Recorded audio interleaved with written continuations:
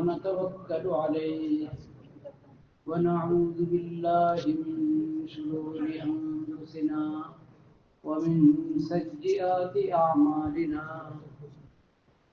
من يهده الله فلا مضل له ومن يضلل فلا هادي له وأشهد أن لا إله إلا الله وحده لا شريك له وأشهد أن محمدا عبده ورسوله اللهم صل على سيدنا ومولانا محمد النبي الأمي وعلى آله وصحبه وسلم تسليما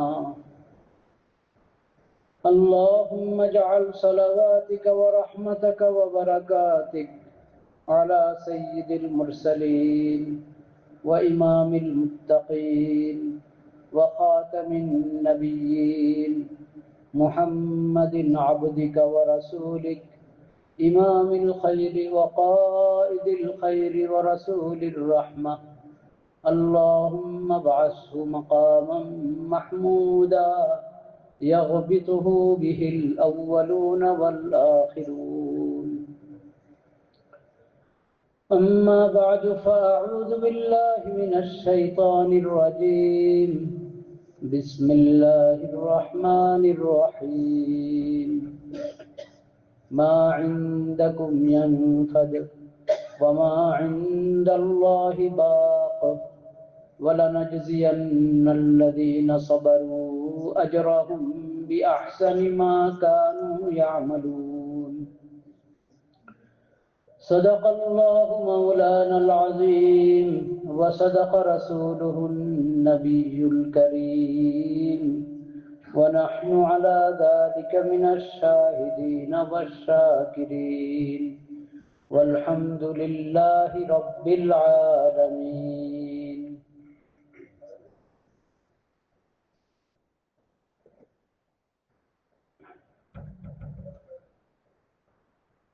رب العالمین کا شکر ادا کرتا ہوں کہ اللہ تعالیٰ نے ہمیں ایک ایمانی مجلس میں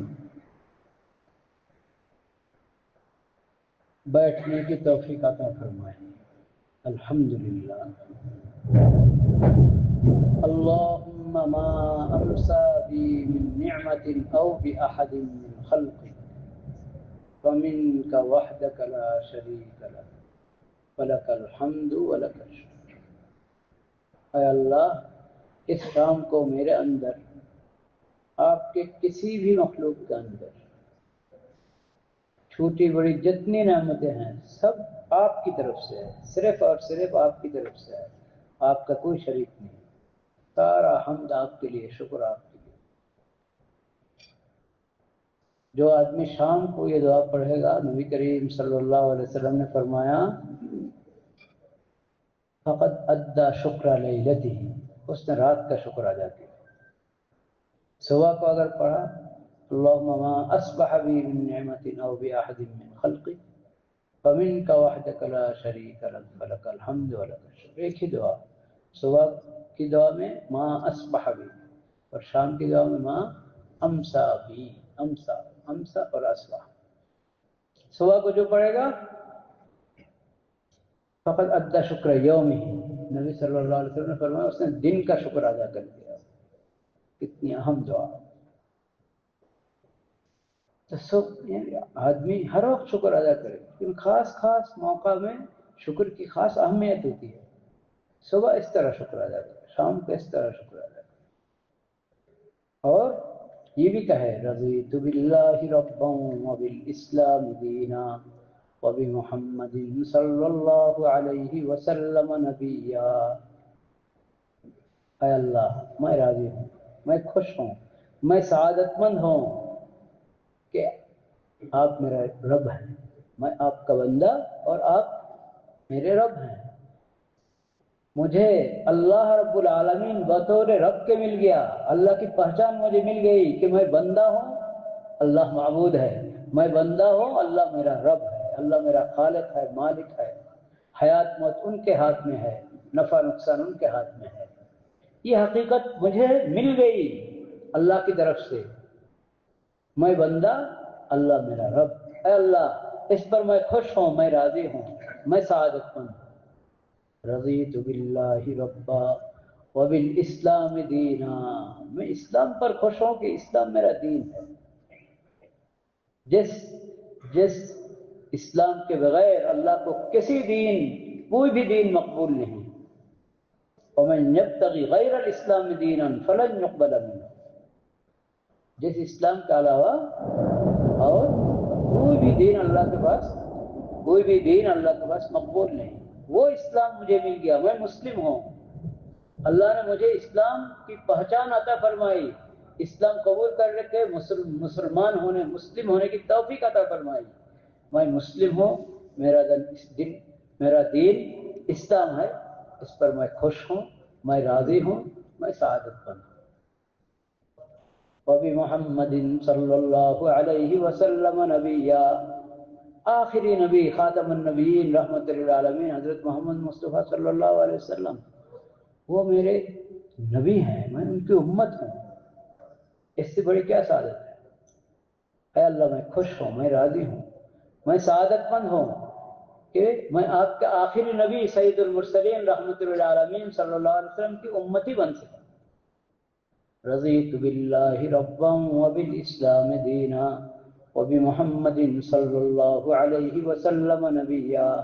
جو شخص صبح کو 3 مرتبہ اور شام کو 3 مرتبہ یہ دعا ادا کرے، پڑھے، کان حقا، ظاہر ہے اس پڑھنے کا معنی نہیں صرف زبان سے پڑھے، یعنی اس کے حقیقت کو ادراک کر کے دل سے پڑھے۔ کان حقا علی اللہ ان یجزیہ یوم القیامہ، نبی کریم صلی اللہ علیہ وسلم نے فرمایا کہ اللہ رب العالمین ضرور بھی ضرور اسے قیامت کے دن خوش کر دیں۔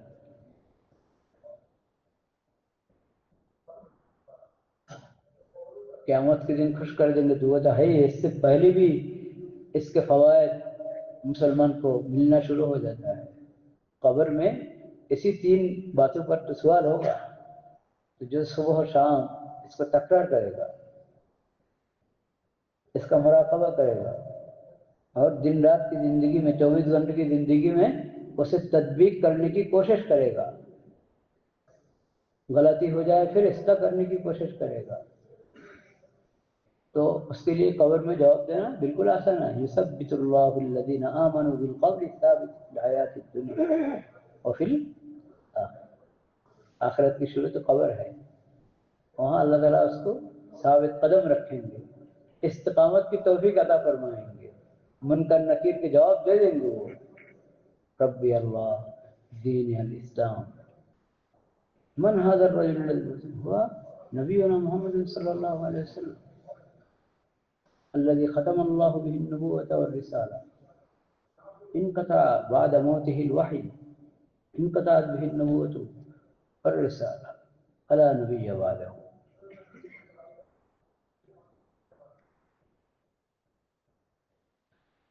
لا الہ الا اللہ، لا الہ الا اللہ۔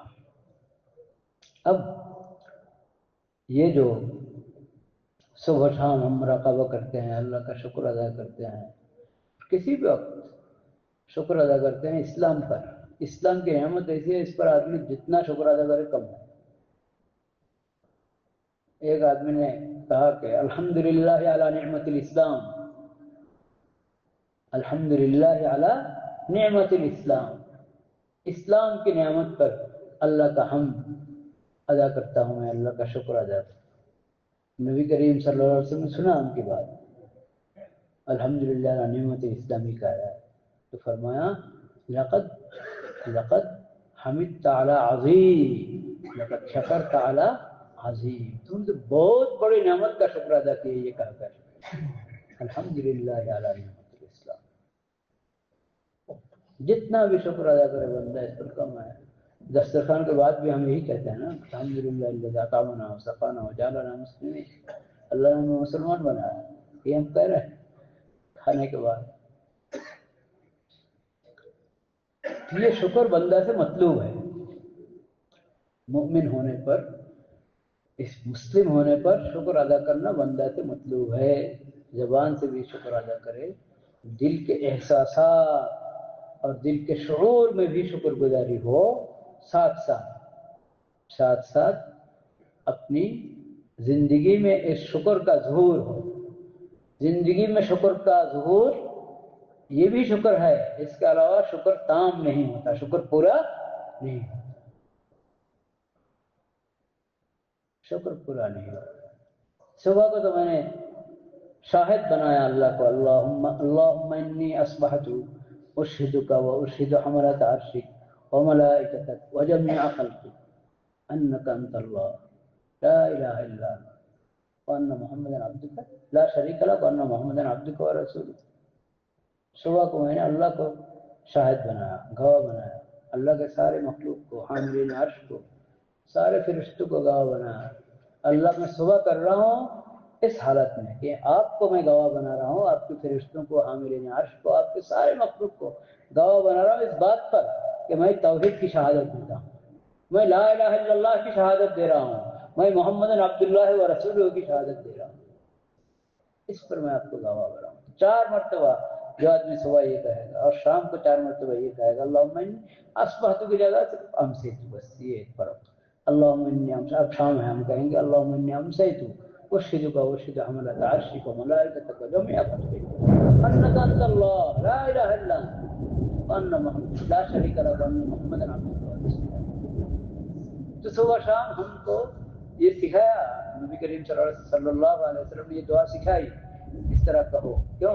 ایمان بھی تازہ ہو، عہد بھی تازہ ہو، عہد بھی تازہ ہو، پورا دن یاد رہے، پوری رات یاد رہے میں تو اللہ کا بندہ ہوں، نبی کی امت ہوں، اور وہ بھی آخری نبی، رحمت للعالمین، سید المرسلین، امام الانبیاء، ان کی امت ہوں میں، ان کی سنت سے میں نہیں نکل سکتا، میں کسی بدعت کی طرف نہیں جا سکتا، میں کسی جاہلی طریقہ کی طرف نہیں جا سکتا، مجھے تو شریعت محمدیہ، سنت محمدیہ میں رہنا ہے، میں کسی شریک کی طرف جا نہیں سکتا، غیر اللہ کی طرف رجوع نہیں کر سکتا، اللہ کا ہو کر رہوں گا حنیفہ، اصبحنا علی فطرت الاسلام وعلی کلمۃ الاخلاص، شام کو کہہ رہیں گے امسینا علی فطرت الاسلام وعلی کلمۃ الاخلاص وعلی دین نبینا محمد صلی اللہ علیہ وسلم وعلی ملت ابینا ابراہیم حنیفا مسلما وما کان من المشرکین، حنیف بن کر رہوں گا، ایک اللہ کی طرف متوجہ ہو کر رہوں گا۔ تو یہ ایمان، یہ اسلام، یہ اللہ کی سب سے بڑی نعمت ہے، یہ اللہ نے ہمیں عطا فرمائی۔ ایمان لانا جس طرح فرض ہے، ایمان کا سیکھنا بھی فرض ہے، ایمانی زندگی اپنانا بھی فرض ہے۔ ایمان لانا فرض، ایمان سیکھنا فرض، ایمانی زندگی اپنانا فرض، ایمان کی حفاظت کرنا بھی فرض، اور دوسروں کو ایمان و اسلام کی دعوت دینا یہ بھی ضروری ہے۔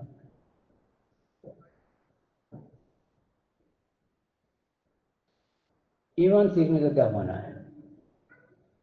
تو گھڑی تو ہو، گھڑی ہے وہاں، یہ کیا بج رہا ہے؟ 8:01، ہاں 8:30 کو اذان یا نماز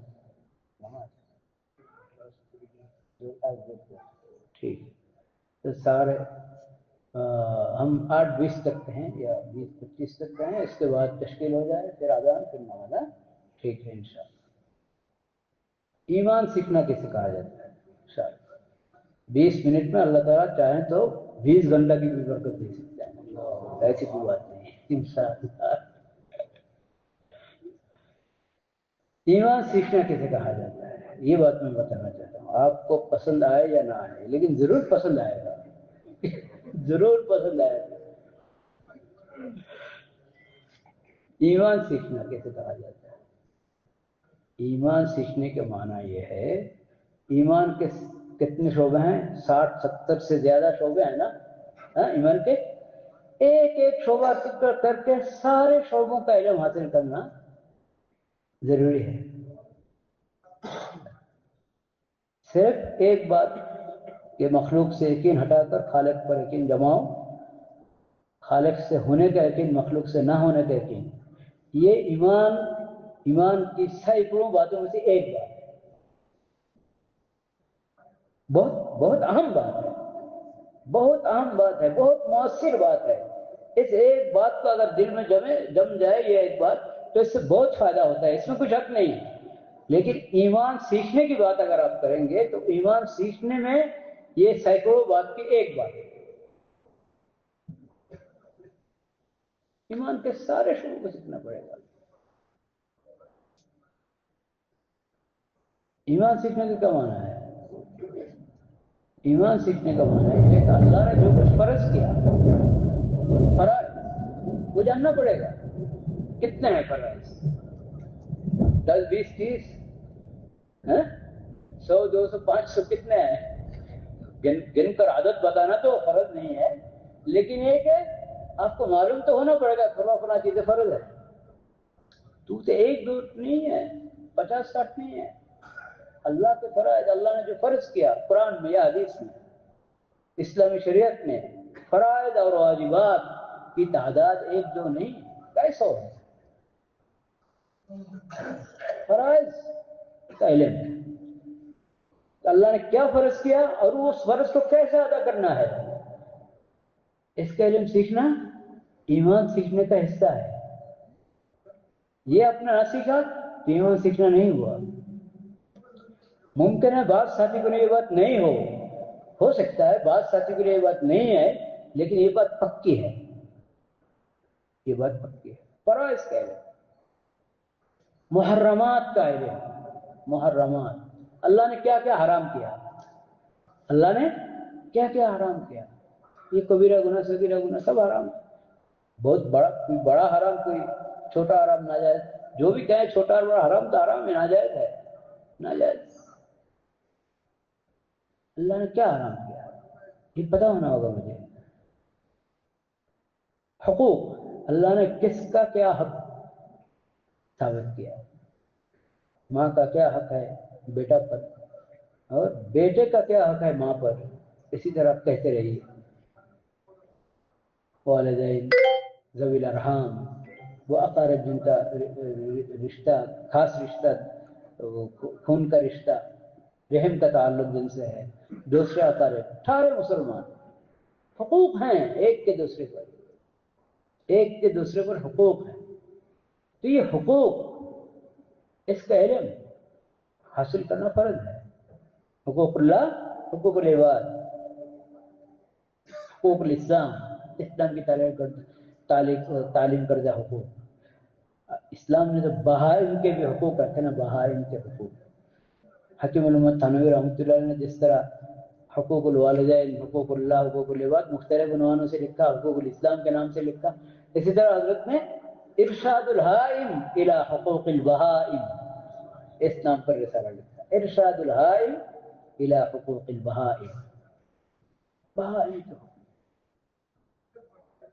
اللہ کا سارے مخلوق کے حقوق، حقوق کا علم مجھے حاصل کرنا ضروری ہے۔ اب یہ اگر ایک جملہ میں کہنا چاہتے ہیں تو فرض عین علم حاصل کرنا، اس کا معنی ہے ایمان سیکھنا۔ ایمان سیکھنے کا معنی کیا ہے؟ فرض عین علم حاصل کرو۔ فرض عین علم کا وہ حصہ، لیکن وہ بالکل چھوٹا نہیں، بڑا علم کا وہ بڑا حصہ جس کا سیکھنا ہر مسلمان پر، مرد و عورت، ہر پیشہ والا، ہر صنف کے آدمی، ہر پیشہ کے آدمی، سب پر علم کا وہ بڑا حصہ جو ان کو ہر ایک پر سیکھنا فرض ہے، اس کو کہا جاتا ہے فرض عین علم، اس کو کہا جاتا ہے فرض عین علم۔ یہ فرض عین علم سیکھنے کا معنی ہی ہے ایمان سیکھنا، اس کا معنی ایمان سیکھنا۔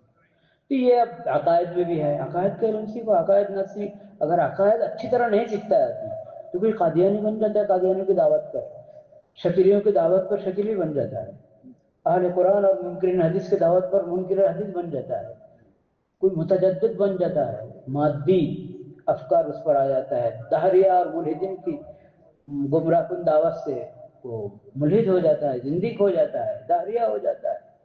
کیوں؟ عقائد کا صحیح علم نہیں سیکھا۔